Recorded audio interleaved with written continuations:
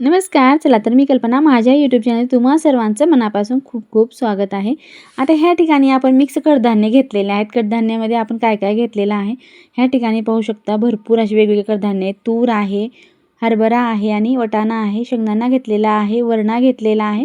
कारण हे सर्व पदार्थ हिवाळ्यामध्ये अगदी ताजेसुद्धा भेटतात. पण ह्या ठिकाणी मी काय केलं होतं, वाळलेले जे असतात तेच आपण साठवणीमधले रात्रभरासाठी भिजत ठेवलेले होते.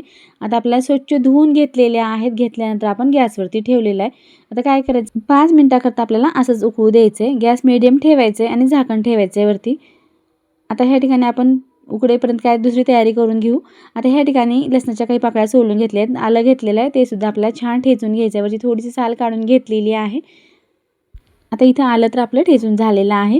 आता ते बाहेर काढून घ्यायचं आहे.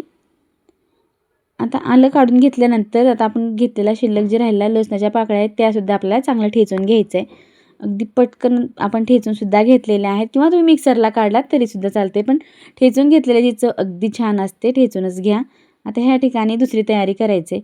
आता इथं आपण मेथी घेतलेली आहे, थोडीशी कोथिंबीर घेतलेली आहे, चिंच भिजवलेली घेतलेली आहे आणि आपण कढीपत्ता घेतलेला आहे. तर ह्या ठिकाणी माझ्याकडे कुंडीतच लावलेली पात आहे. ती पात मी ह्या ठिकाणी आता कट करून घेतलेली आहे. पाहू शकता इतकी छान ताजी ताजी अशी पात आपल्या घरातच लावलेली होती. ती घेतली काढून किंवा ती मार्केटमधून आणलात तरी चालते. ह्या ठिकाणी कोवळी पात आपण कट करून घेणार आहोत. आता ह्या ठिकाणी आपण अशा पद्धतीनं पात जी आहे ती पूर्ण आता कट करून घेतलेली आहे.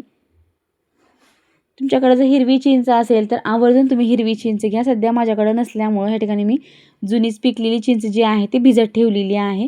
पण हिरव्या चिंचेमुळे चव अगदी छान येते. आता त्याच पद्धतीने आपल्याला मेथीसुद्धा कट करून घ्यायचे.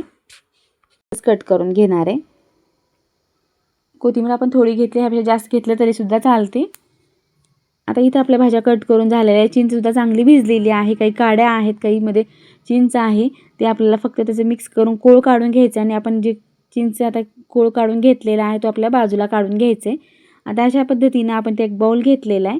त्यामध्ये चाळणी ठेवायचं आहे आणि आपण हे गाळून घेणार आहोत, जे की काड्या बिलकुल जाणार नाहीत.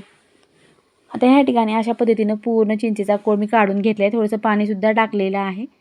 त्यांना 2 वाट्या इतका आपला हा चिंचेचा कोळ निघालेला आहे. आता इथे एक बाउल घेतले, त्या बाउलमध्ये आपल्याला साधारणतः 3 वाट्या इतकं बेसन पीठ लागणार आहे.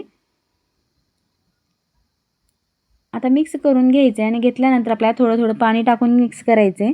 तुम्हाला दाखवेनच की आपल्याला कशा पद्धतीचं पीठ ठेवायचं आहे. एकदम पाणी टाकायचं नाही, खूप जास्त पातळही नाही आणि खूप जास्त घट्टही नाही. जसं की आपण बनवतो ढोकळ्यासाठी बॅटर बनवतो त्या पद्धतीने बनवलं तरीसुद्धा चालते. तर आणखीन ह्या ठिकाणी मला पाणी लागणार आहे. तर इथे पाणी टाकून आता चांगलं मिक्स करून घेणार आहे. आता पाणी ह्या ठिकाणी बस होते. पाहू शकता अगदी छान. आता इथं आपण काय केलं, बेसन पीठ जे आहे ते छान भिजवून घेतलेलं आहे. असं केल्यामुळं काय होतं, आपल्याला दुसरं कोरडं बेसन पीठ लावण्याची गरज लागत नाही. आता चला तर ह्या ठिकाणी आपण जे उकळायला ठेवलेले कडधान्य आपण जे भिजत घातलेले ठेवलं होतं ते छान उकडलेले आहेत आणि मस्त मऊसर झालेले आहेत. त्यामधलं पाणीसुद्धा पूर्ण संपले. आता शिल्लक जे पाणी राहिलेलं आहे ते ह्या ठिकाणी आपल्याला बाजूला काढून घ्यायचे. जर तुम्ही ताजे फ्रेश असे कडधान्य घेतलं तर बिलकुल तुम्हाला उकडण्याची सुद्धा गरज लागत नाही. तसेच तुम्ही टाकलात पुणे तरीसुद्धा चालतात. आता ह्या ठिकाणी आपण गॅसवरती कढई ठेवलेली आहे. साधारणतः अर्धी वाटी इतकं आपण तेल टाकलेलं आहे, कारण कढई भरून आपल्याला बनवायचं आहे. त्यासाठी आपण ह्या ठिकाणी तेल इतकं टाकलेलं आहे. 1 चमचा जिरे, 1 चमचा मोहरी टाकून घेतलेली आहे आणि जे आपण लसूण आणि आलं ह्या ठिकाणी आपण ठेचून घेतलेला होता ते आपण आता सुरुवातीला टाकले. जास्त लाल होऊ द्यायचं नाही. टाकल्यानंतर लगेच मिक्स करायचं आणि थोडंसं गोल्डन ब्राऊन कलर आला की आता ह्यामध्ये आपण ज्या भाज्या कट करून घेतल्या त्या आपल्याला सुरुवातीला टाकायचे. सुरुवातीला आपण कढीपत्ता टाकून घेतलेला आहे. त्यानंतर आपण लगेचच मेथी टाकून घेतलेली आहे. आता ह्यानंतर लगेच आपल्याला पाट टाकून घ्यायचे. तेलामध्ये जेव्हा आपण भाज्या टाकतो ते लवकर मऊ होतात आणि रंग तसाच तसा हिरवा राहतो, त्यामुळे तेलातच टाकायचे. आता ह्या ठिकाणी कोथिंबीर, पात आणि मेथी जी आहे ते आपण तेलामध्ये व्यवस्थित मिक्स करून घेणार आहोत.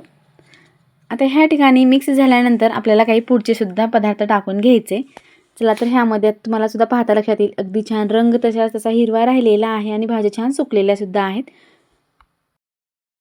जे उकडून घेतलेले सोले वगैरे आपण आहेत ते सगळे आता आपल्याला ह्यात टाकून द्यायचे. भरपूर असे आपण सोले उकडून घेतलेले आहेत आणि हिरवीगार भाजी अगदी चवीला अप्रतिम असे आपला हा पदार्थ बनून तयार होणार आहे. आता मिक्स करून घ्यायचं आहे. मिक्स थोडंसं आपल्याला व्यवस्थित करून घ्यायचं आहे, जे की छान तेलामध्ये आपले सोले जे आहे ते सुद्धा चांगले वापरले जातील.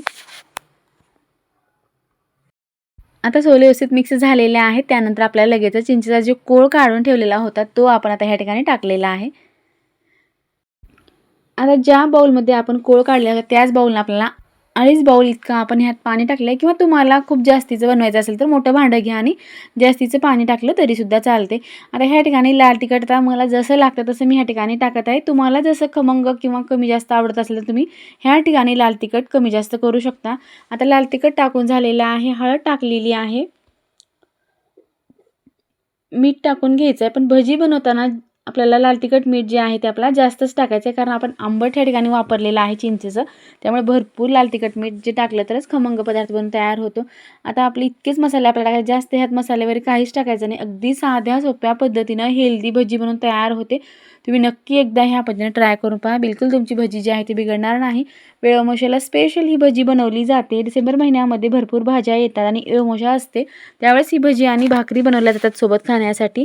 अगदी पारंपरिक पदार्थ आहे. तुम्ही सुद्धा एकदा नक्की ट्राय करून पहा. आता एक उकळी आल्यानंतर आपल्याला काय करायचं आहे, आपण जे भिजवून ठेवलेलं बेसन पीठ होतं ते पीठ आता आपण हळूहळू आपल्याला एका हाताने हलवत राहायचं आणि दुसऱ्या हाताने आपल्याला थोडं थोडं पीठ टाकायचं आहे.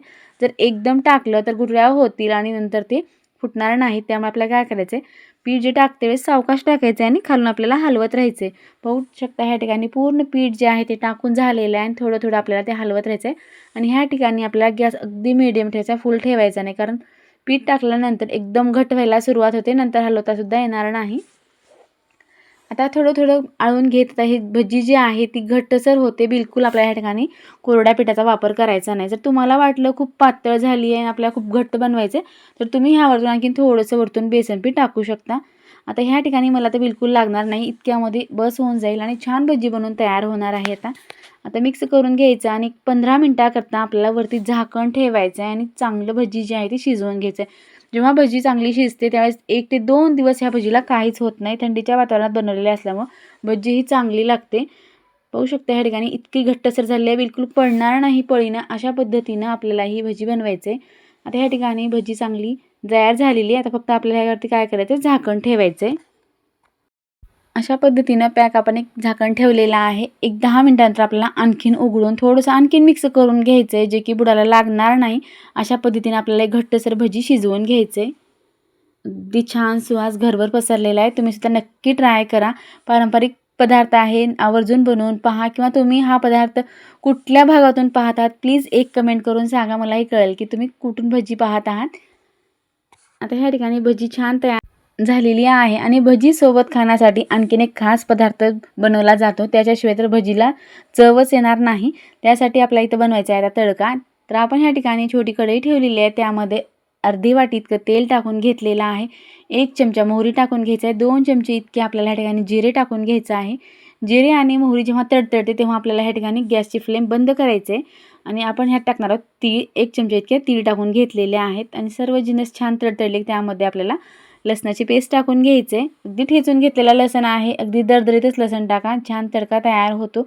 आता इथं काय करायचं, गॅस बंद केलेला आहे आणि कढई जी आहे ती आपल्याला खाली घ्यायची. आता बाउलमध्ये आपण जी भजी बनवून घेतली ती सुरुवातीला घ्यायचं आणि त्यावरती आपल्याला हा तडका टाकून घ्यायचा आहे.